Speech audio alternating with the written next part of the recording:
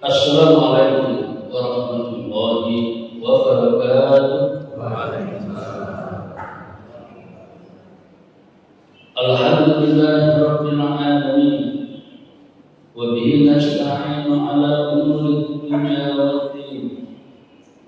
Asyhadu an la ilaha illallah wahdahu la syarika lahu wa asyhadu anna Muhammadan abduhu wa rasuluh. Usalli wa usallimu ala Muhammadin wa ala alihi wa ashabihi ajma'in, amma ba'd. Faqala ta'ala fi kitabihil karim, a'udzu billahi minasy syaithanir rajim. Ya ayyuhalladzina amanu kutiba 'alaikumus syiyamu kama kutiba 'alal ladzina min qablikum la'allakum tattaqun. Shadaqallah. Para jemaah, Bapak Ibu yang saya hormati, kita bersyukur kepada Allah pagi hari ini masih dalam keadaan sehat walafiat dan bisa ke masjid. Kita berharap pagi ini kita bisa memanfaatkan waktu ini dengan sebaik mungkin, yakni setelah sholat berjamaah kita mengkaji Al-Quran Surat Al-Baqarah ayat 183 hingga 187, yaitu sekitar puasa bulan Ramadan. Dan kita mohon kepada Allah semoga kita tetap sehat, karena sebentar lagi insyaallah kita akan memasuki bulan suci Ramadan.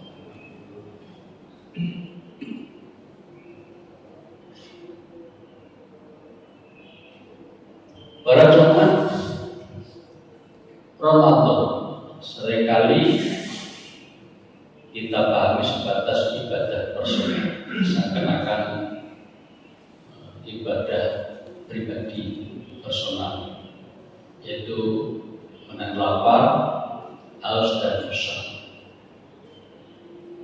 Padahal ini penting.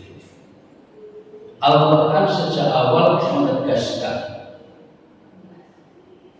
bahwa puasa adalah proyek besar pembentukan manusia bertakwa. Dan takwa itu tidak berhenti di sajadah, tetapi harus hadir di tengah masyarakat. Ini persoalannya.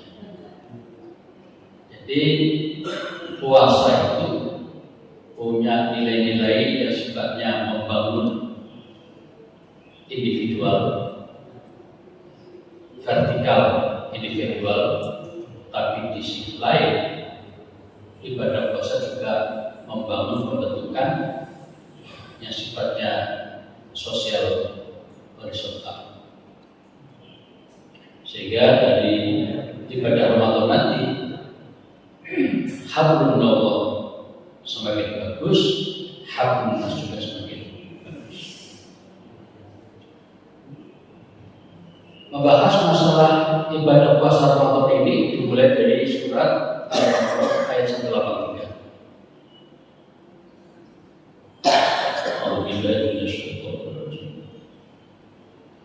Ya ayyuhalladzina amanu kutiba 'alaikumus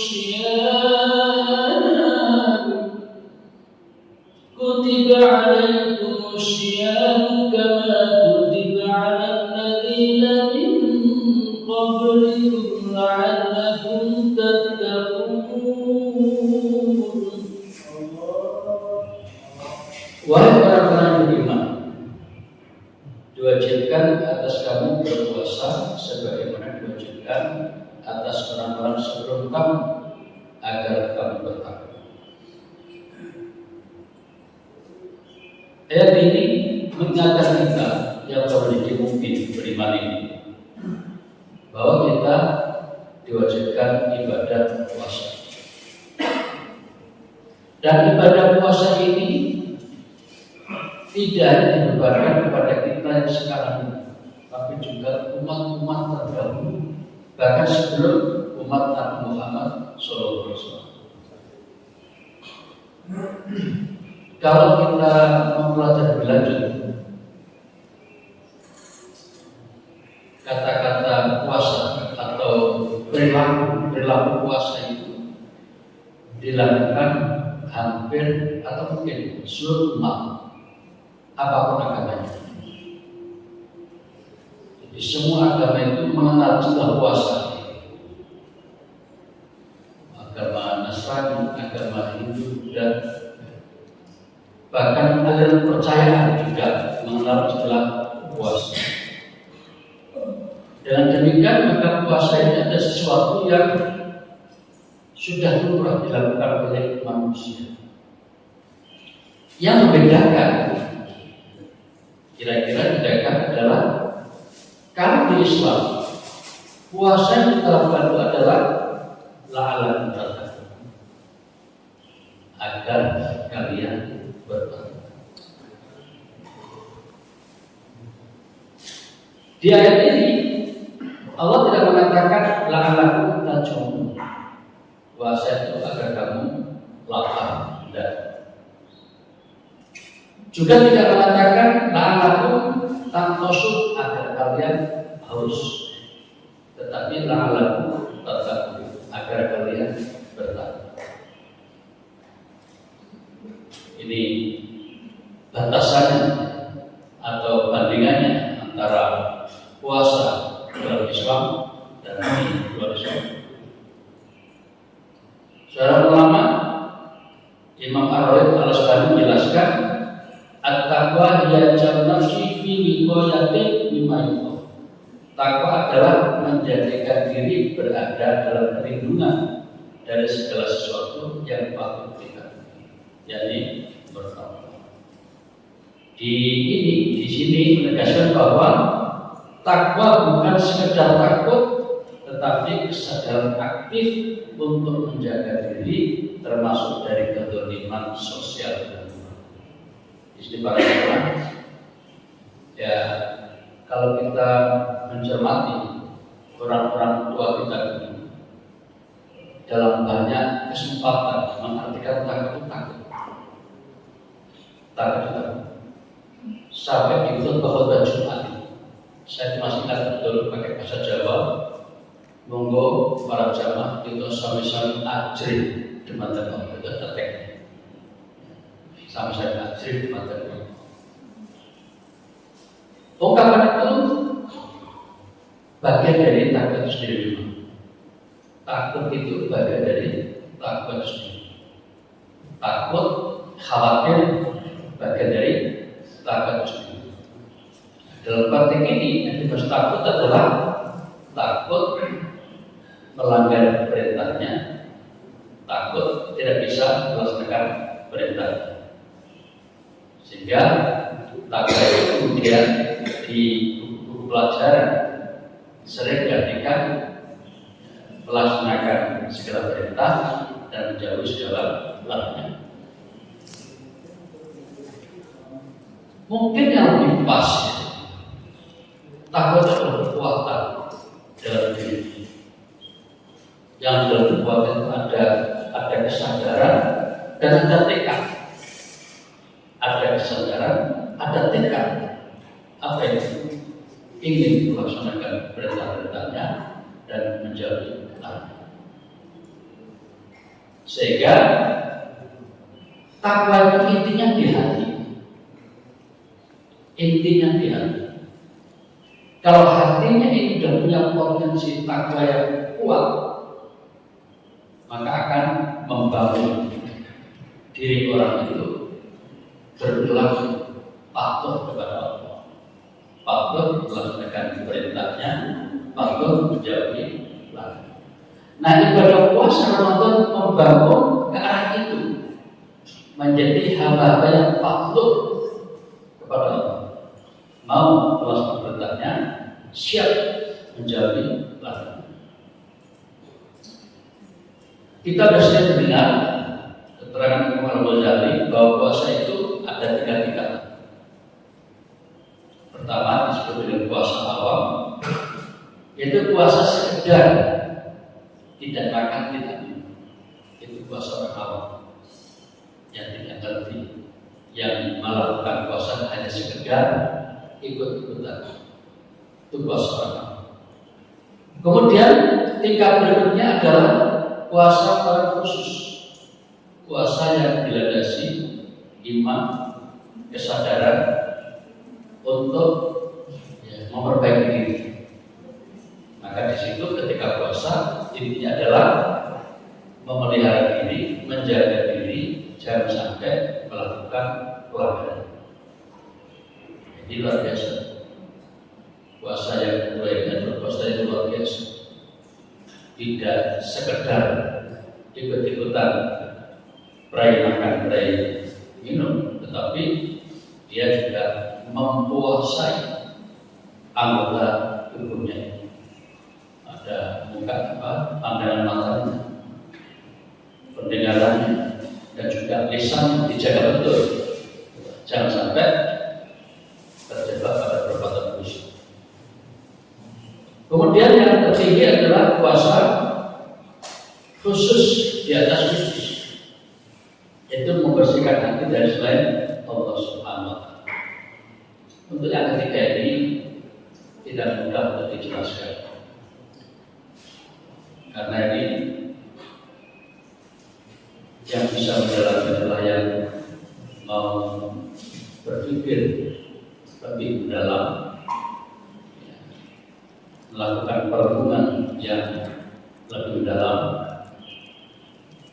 Intinya bahwa kalau kita ungkapkan, tingkatan ketiga ini adalah orang berusaha menjaga diri, jangan sampai berpikir kepada yang lain selain Allah Subhanahu wa Ta'ala. Dari keterangan ini menunjukkan bahwa takwa adalah proses penyucian lahir dan batin, bukan sekedar ritual. Ini penting dan jadi puasa itu merupakan proses penyucian lahir dan batin, bukan sekedar ritual. Itu sebabnya para jamaah, maka puasanya harus dilandasi iman, harus dilandasi iman.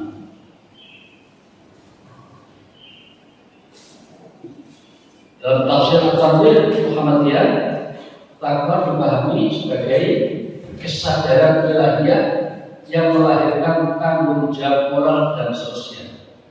Artinya, takwa harus tampak dalam kejujuran, keadilan, empati, dan kepedulian sosial.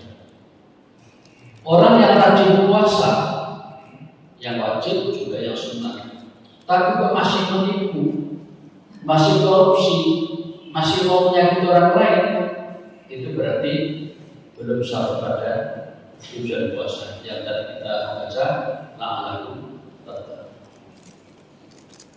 Dari sini para jamaah, mumpung masih ada 10 hari, mari kita mengkondisikan diri kita ini.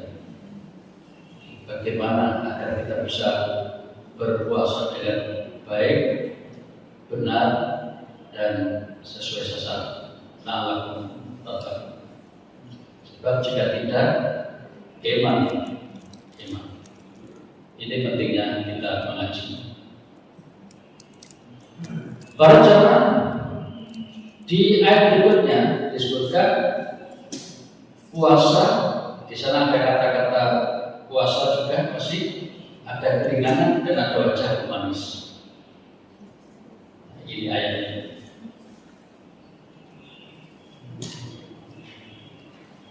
Puasa yang diwajibkan kepada kita ini ayam ma'dudah, ada beberapa hari.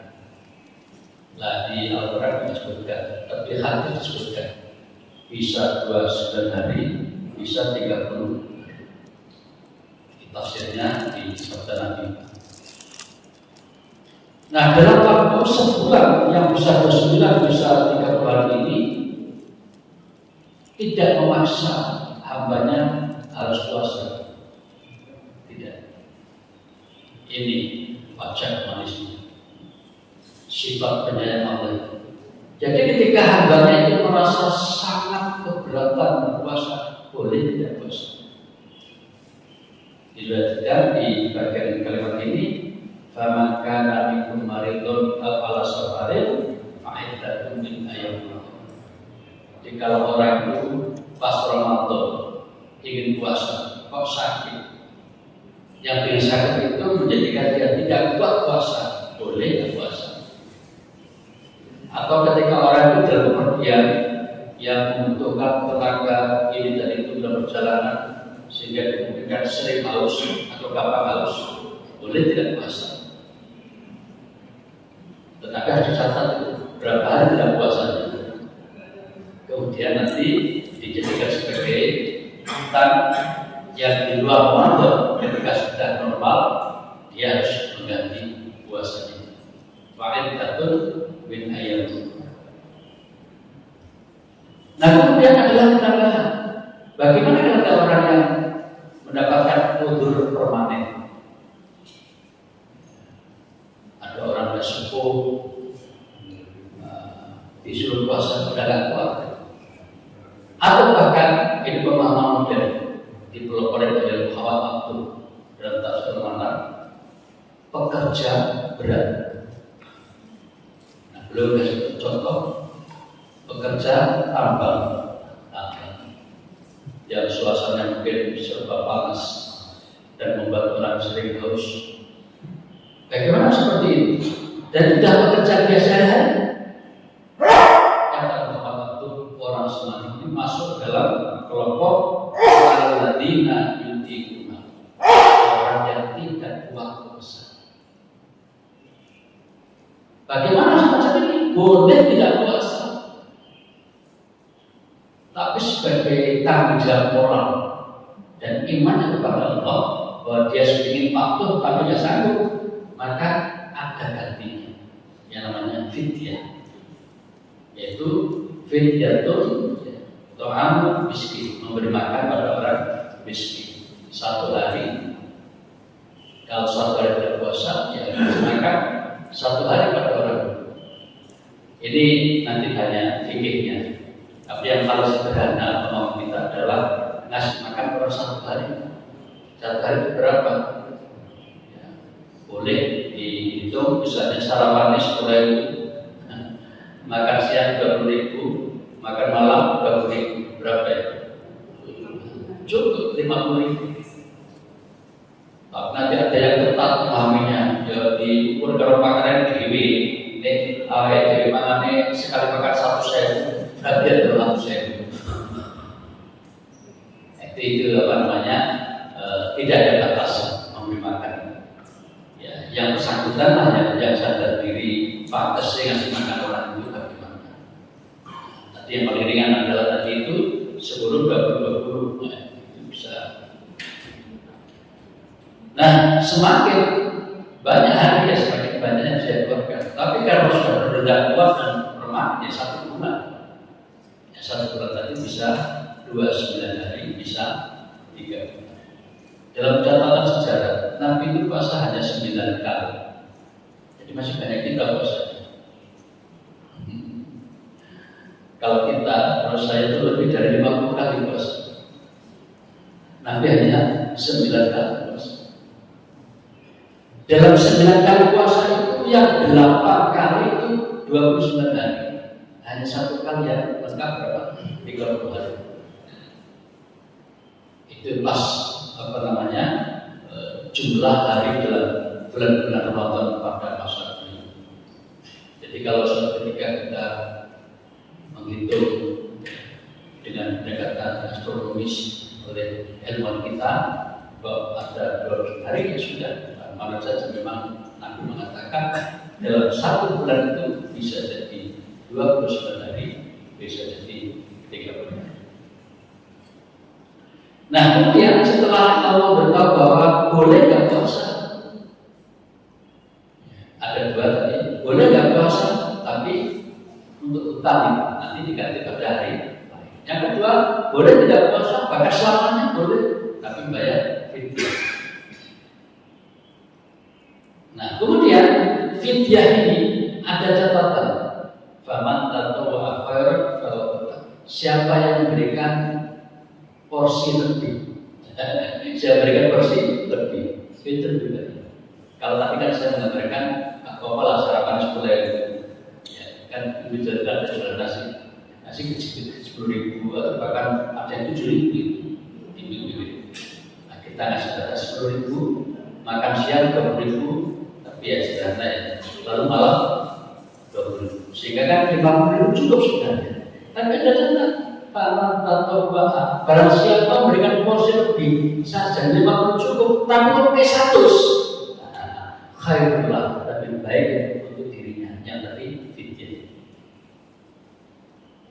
Jadi berbuat-buat, karena semakin kita berbuat-buat, Allah juga memberikan penghargaan yang berlebihan. Kemudian itu masalah fidyahnya.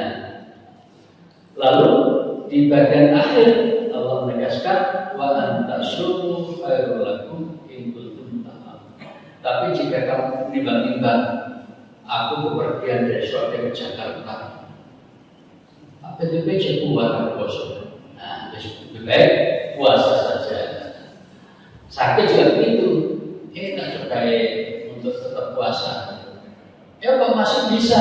Nah, jadi wa antasu, jika kamu berjuang untuk bisa berpuasa, itu lebih baik bagimu jika kamu. Karena apa? Puasa itu besar sekali manfaat bagi yang berpuasa, baik secara spiritual maupun secara jasmania. Rohania, jasmania sama-sama bagus untuk orang yang berpuasa. Jadi para jamaah dikatakan puasa itu lebih baik bagi wa antasum khairul. Karena puasa itu manfaatnya bagus sekali. Banyak guru-guru kita, ulama kita menjelaskan tentang ini. Umumnya puasa itu buat orang semakin dekat kepada Allah secara rohaniah. Ya, itu sangat maklum. Tetapi di sisi lain sebenarnya puasa itu juga bermanfaat untuk membangun fisik kita, membangun fisik jasmani kita. Peneliti dari Jepang, Yoshiro Kosu, beliau adalah orang yang berhasil mendapatkan penghargaan Nobel di tahun 2016. Penelitian tentang puasa, di mana orang Jepang waktu masih bukan Muslim meneliti tentang puasa yang menyatakan bahwa puasa itu sangat besar manfaatnya bagi yang melakukan. Dia menggambarkan bahwa ketika orang sedang berpuasa, berarti dia mengosongkan perut. Ketika perut dikosongkan, dan tidak ada asupan makan, tidak ada minum dan sebagainya, maka saat itu sel-sel pada tubuhnya itu kelaparan. Sel-sel pada tubuh itu kelaparan. Ketika kita tidak makan, tidak minum.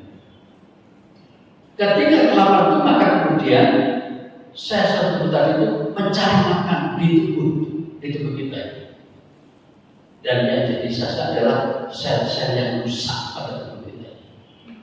Sel-sel yang sudah tidak fungsional.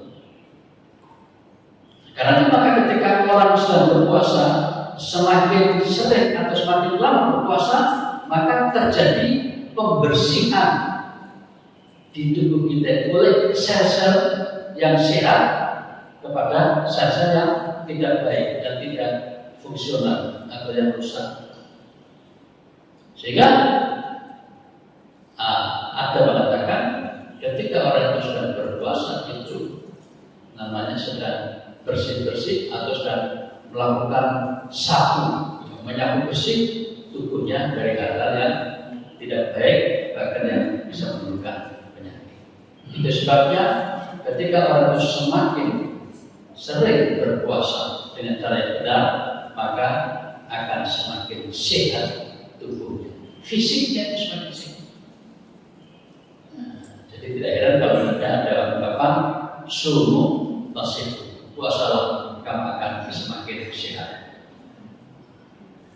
Disinilah kembali pada tadi wa antasum khairul lakum. Jika kamu tetap puasa dengan perhitungan yang waktu itu, milih tetap puasa.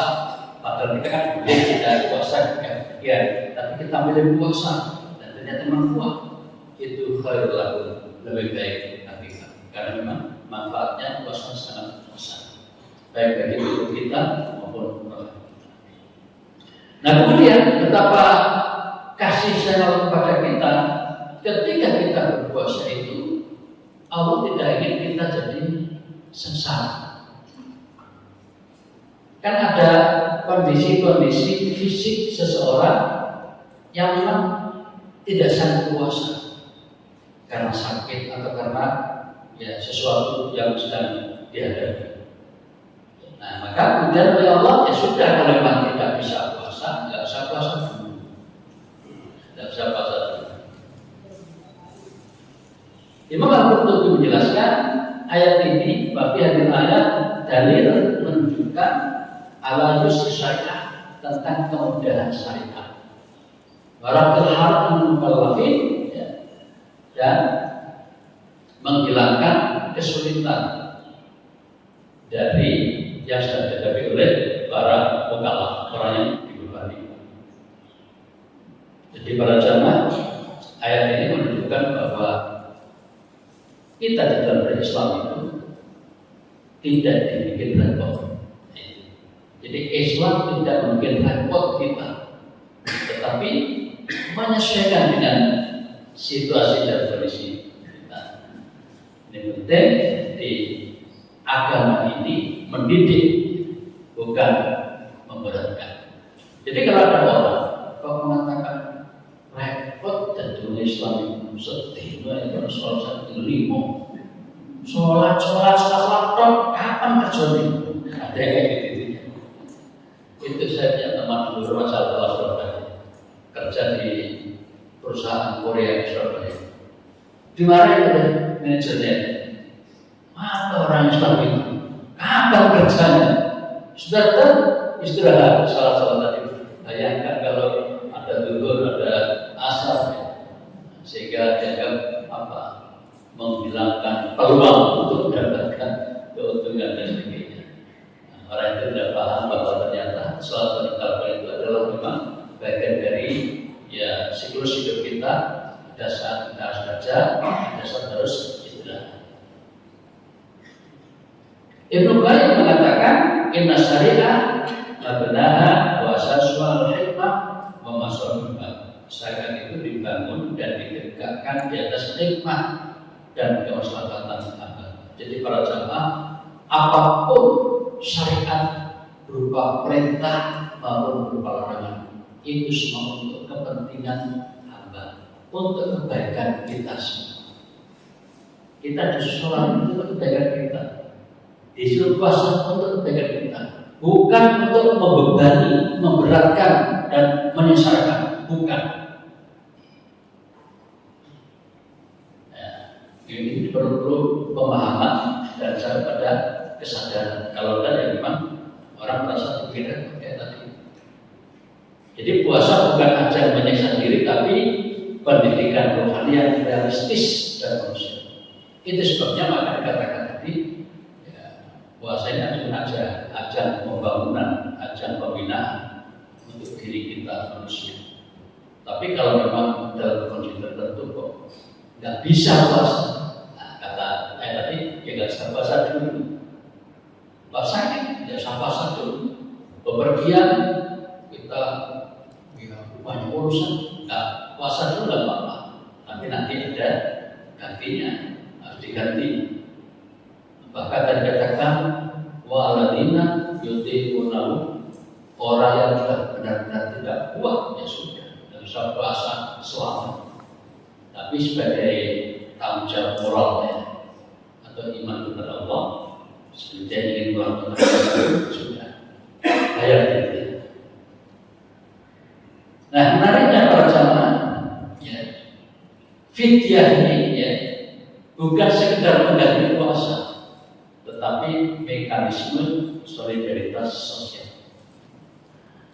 Jadi ketika seseorang itu tidak kuat puasa lalu dibebani bayar fidyah, itu ya, selain ada tetap menjaga komunikasi vertikal kepada Allah, juga tetap menjaga sosial horizontal. Jadi kepada sesama tetap dijaga. Nah, di situ dalam bentuk menyisihkan sebagian hartanya untuk fidyah kepada fuqara masakin, terutama miskin sebenarnya. Orang yang tidak mau berpuasa tetap terhubung dengan masyarakat melalui kepedulian pada miskin. Ya. Tadi ayat 184. Berikutnya 185 ini menegaskan langsung menyebut syahrul Ramadan, bulan Ramadan. Di ayat ini Allah menegaskan bahwa bulan Ramadan itu adalah bulan yang Al-Quran diturunkan di sini.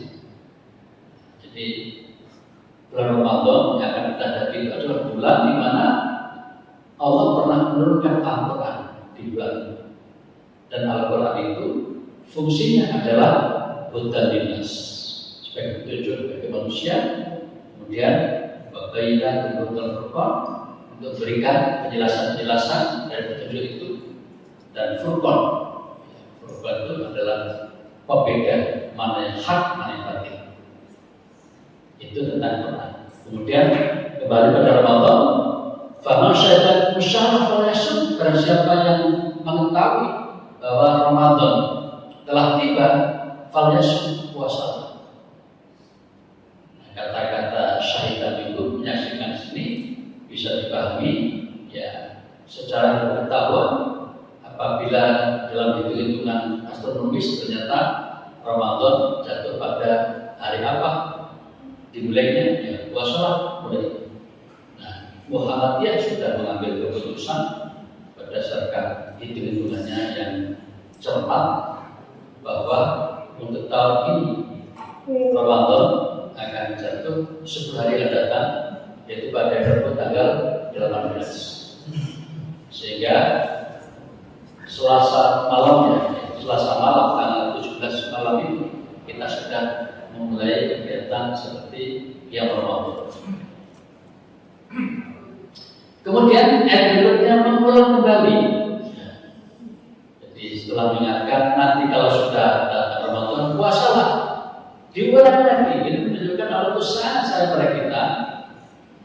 Siapa nanti kalau pas Ramadan kena sakit sehingga tidak kuat puasa, boleh tidak puasa. Atau sudah ada kegiatan perjalanan lagi, kalau kira-kira tidak kuat puasa, boleh tidak puasa.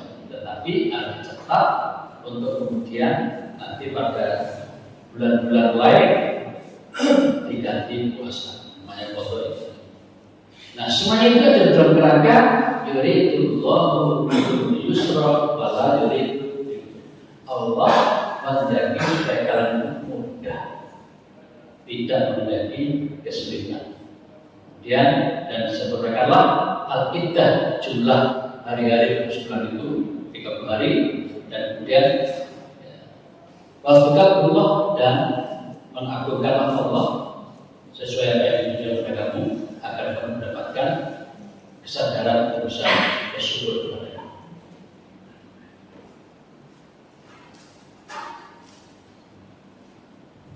Puasa dan Quran adalah dua madrasah sekaligus. Puasa memberikan jiwa, Al-Quran mencerahkan akal.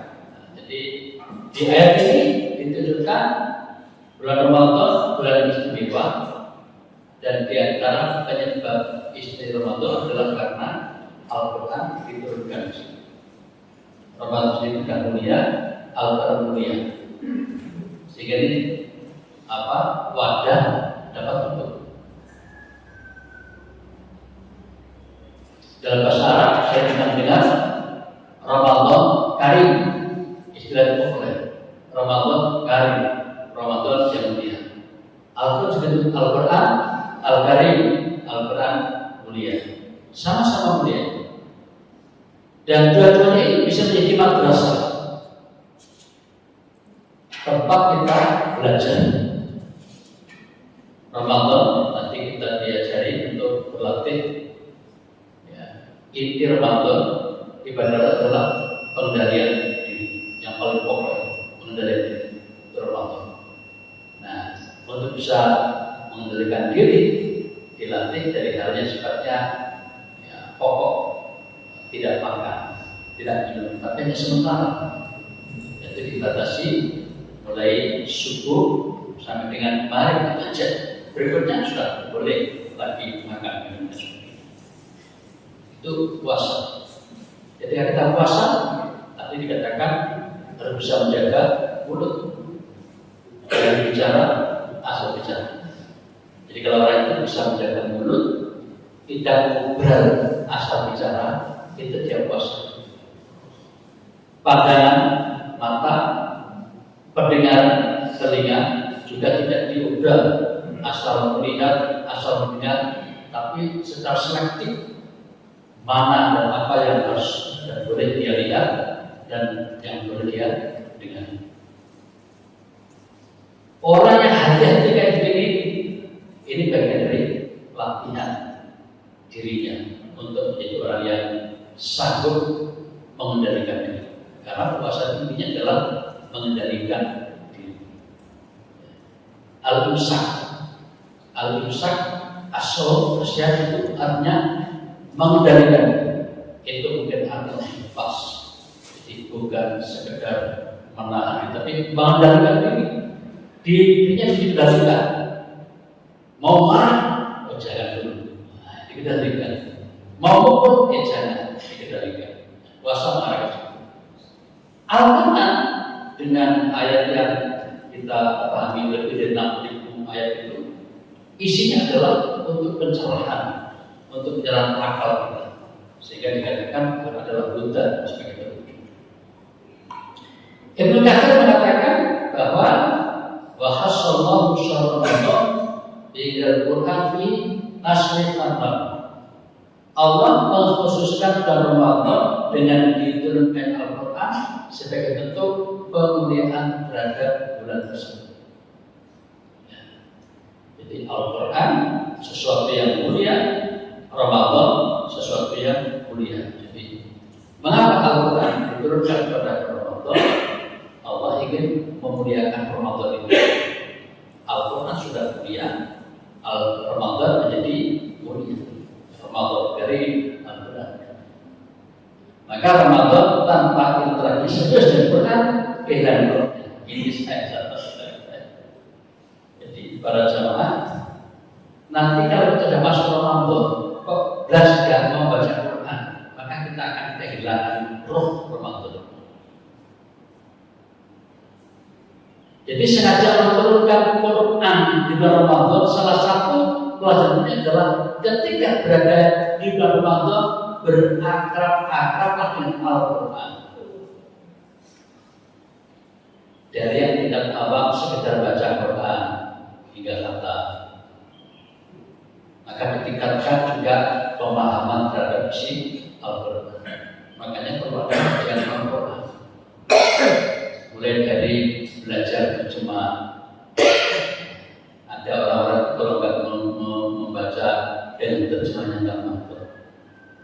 Lalu itu Alkitab para perempuan itu apa asik juga itu. Nah, para Ramadan itu adalah peluang untuk kita mengenali Al-Quran lebih dalam. Jadi ada beberapa mulai dari mulai dari sekedar membaca sampai kepada memahami isinya, dan pada tingkat berikutnya adalah penghayatan, kemudian pengamalan, dan setelah itu kita berusaha bisa menularkan atau mengajarkan kepada orang lain. Para jamaah Nabi sendiri begitu masuk Ramadan, setiap malam itu diampiri malaikat Jibril. Jadi setiap malam Nabi itu didatangi malaikat Jibril. Salah satu tujuannya adalah mengajak tadarus. Itu hadis sahih Bukhari Muslim. Jadi setiap malam malaikat Jibril datang menemui Nabi, kemudian ngajak kita tadarus. Tadarus artinya ada yang membaca, ada yang menyimak. Itu tadarus.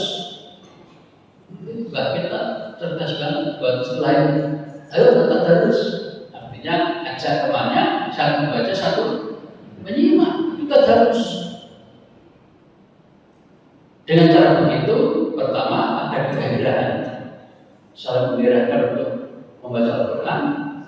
Kemudian bisa jadi bacanya lebih terkontrol karena ada yang baca, ada yang mendengar, atau menyimak, mengoreksi. Walaupun kita sudah bagus bacanya, suatu ketika bisa kesleo, keleset, bisa itu aja. Makanya perlu ada yang menyimak. Nah, yang menarik di hadis itu, setiap malam malaikat Jibril datang kepada Nabi, ajak terus. Dan Nabi biasa dalam sebulan Ramadan itu khatam satu kali. Dan jelang wafatnya itu diriwayatkan sampai 2 kali khatam Al-Quran dalam satu bulan. Nah, itu batas yang paling sederhana sebenarnya, paling sederhana. Pernah berulang disampaikan di sini bahwa pantas sih kita sebagai orang mukmin itu membaca Quran sampai khatam itu 1 bulan 1 kali. Di bulan Ramadan maupun di luar Ramadan. Apalagi di bulan Ramadan itu sebaiknya malah bisa lebih dari 1 kali. Paling tidak 1 kali khatam. Ini dalam tataran yang paling rendah, membaca khatam itu paling rendah. Berikutnya maka berusaha untuk mempelajari isinya, dan seterusnya. Muhammad Abdul mengatakan, "Laisa Al-Quran bil qiraati faqat, bal lil hidayah waslahi aqwalinnas." Quran bukan sedang untuk dibaca, tetapi untuk memberi petunjuk dan memperbaiki keadaan manusia. Ini Muhammadiyah banget. Jadi Muhammadiyah ini menekankan Quran itu jangan hanya dijadikan pajangan dimasukkan ke kelihatan tidak Al-Quran dari berbagai model atau versi ukuran tapi nggak akan dibaca, jangan. Al-Quran dibaca. Kemudian Muhammad Abdul mengkritisi Quran bukannya untuk dibaca dalam pengertian tilawah biasa itu, tapi juga harus dijadikan pedoman hidup. Berarti harus dipelajari apa isinya, kemudian apa pesannya. Jadi tafsir At-Tanwir itu terkenal dengan pesan yang jelas bahwa ketika dibaca itu apa pesannya untuk manusia, kita harus bagaimana, harus apa. Ini Muhammad Abdul bagus sekali kita perlu. Nah, kalau ini kita lakukan di bulan Ramadan, ya, selain puasa tadi, kita kok berinteraksi dengan Al-Quran, membaca, ya, kemudian memahami, iya, maka insya Allah kita akan terbentuk, ya, selain tanpa pengetahuan, apa yang namanya kesalehan individual maupun kesalehan sosial.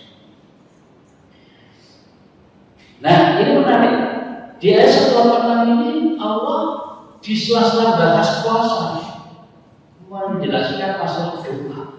Ada doa di sini. Wa idza sa'alaka 'ibadi 'anni fa inni qarib ujibu da'wata da'i idza da'ani falyastajibu li wa liyu'minu bi la'allahum yarshudun. Apabila hamba-Ku bertanya kepada Nabi tentang aku, Allah maksudnya katakan sesungguhnya aku dekat. Aku mengabulkan permohonan orang-orang yang berdoa apabila dia berdoa padaku. Maka adalah mereka memenuhi perintahku dan beriman kepadaku, maka mereka selalu berada dalam Tuhan. Nah, para jamaah, ayat ini menjelaskan tentang pentingnya doa. Jadi intinya, kalau siapapun menanyakan di mana Allah, bagaimana Allah, maka Nabi diminta menjelaskan Allah dekat sana. Allah ada di dekat kita. Bahkan di sebuah ayat dikatakan, ya apa ini? Seperti dekatnya dengan orang lahir. Dan ada jarak antara kita dengan Allah. Nah, kemudian setelah menyadari itu, kalau kita sedang ada masalah, sedang butuh pertolongan, jangan sungkan-sungkan mintalah tolong kepada Allah. Dan Allah siap membantu apapun yang kita perlukan. Kalau tadi di situ, uji da'wat da'i, maka akan mengabulkan permintaan hamba-hambaku apabila aku berminta kepada. Tapi ada syaratnya, kalau yastajibu li wal yaqulu, laksanakanlah apa yang diperintahkan kepada dan beriman kepada. Kalau aku memang bisa mengatasi segalanya. Nah, yang menarik adalah ini. Mengapa ayat doa ini disisipkan di tengah-tengah puasa? Ini tadi kan ayat 183 sampai 187. Ini masih yang ayat 186. Dikatakan oleh Ar-Razi, wa ikhan hadhihi ayat baina ayat syiyam yadullu ala syiddatil irtibat dan syiyam. Disisipkan ayat ini di antara ayat puasa menunjukkan hubungan antara puasa dan doa. Para jamaah sudah menjadi keyakinan kita, terutama bapak kita. Saya katakan itu karena saya sudah mendengar. Jadi apa namanya? Kalau kita ini sedang ada masalah besar, lalu kita merasa berat menghadapinya, maka hadapilah dengan puasa dan itu macam-macam. Sampai masalah parameter ketika orang itu pacaran, bukan pacaran ya, menginginkan, tetapi rasanya kok abot itu, mungkin ada kendala apa ya? Apa kata Allah? Puasai. Jadi untuk membuat orang itu dan bisa tertarik kepadanya, puasa itu kan. Nah, ternyata di balik itu ada ungkapan puasa dan minta kepada Allah agar Allah mengabulkan apa kita inginkan. Dan ternyata itu untuk segala hal oleh Bapak kita itu, termasuk mau ujian, puasa, lalu berdoa di jahat dan puasa itu, maka yang kami inginkan akan mudah. Sehingga dengan demikian antara puasa dan doa ini ya terjalin saling menguatkan. Ketika orang itu berpuasa kok berdoa, itu semakin kuat itu doanya. Makanya kalau pas Ramadan itu berbanyaklah berdoa, dan itu berlaku 24 jam. Ketika pagi sampai sore dan berpuasa itu juga bagus untuk berdoa. Ketika malam tiba, apalagi di tengah malam sampai ujung malam, itu juga waktu sangat luar biasa mustajab doa. Nah, disinilah maka Allah mengingatkan, jangan lupa ketika kalian sedang menempuh ibadah puasa itu perbanyak doa, doa untuk kebaikan kita sendiri pertama, doa untuk agar kita terjalin dengan baik hubungan individual kita dengan Allah, dan juga terbangun masalah sosial kita, sehingga kita itu punya perhatian terhadap lingkungan kita. Puasa yang benar akan melembutkan hati dan menghidupkan doa. Di dalam tafsir Fidul Quran saya tutup mengatakan, di sini tampak jelas hakikat kedekatan Allah, hakikat pengawasannya yang terus-menerus, dan hakikat menjawab yang memburuk dalam menantikan hidup. Jadi maksudnya ketika orang itu berpuasa, ternyata juga bisa membangun diri secara individual, tapi juga bisa membangun sosial dan yang lain. Terakhir para jamaah, ini menarik, bahas puasa lagi. Pada satu waktu bahas puasa lagi. bagi. Nah, di dalam ayat ini yang sama ya, intinya saja. Nah, di dalam ayat yang panjang itu membangun dan membahas tentang relasi suami istri. Di dalam Ramadan itu bagian sebaiknya hubungan suami istri. Intinya sebagai orang kan, bapak ibu. Nah, aku pernah menegaskan boleh berhubungan suami istri di bulan Ramadan malamnya. Dan di ayat itu juga membahas tentang batas puasa mulai dari subuh berakhir dengan maghrib. Kemudian larangan melampaui ketentuan Allah. Nah, misalnya kalau kita sudah dalam posisi puasa, harus puasa dengan baik, jangan melakukan hal yang dilarang. Para jamaah, Asy-Syatibi menyatakan bahwa sesungguhnya syariat ini dibangun, baik itu ibadah puasa dan lain, itu tujuannya adalah untuk kebaikan hamba, kebaikan. Jadi para jamaah, kita harus punya pemahaman yang baik bahwa puasa yang akan kita jalani itu adalah untuk kebaikan kita. Memang kadang-kadang untuk mendapatkan kebaikan itu sekilas terasa tidak nyaman. Coba di antara kita siapa yang senang minum obat? Tidak ada. Ya kan? Obat apalagi pahit kain. Ya kan?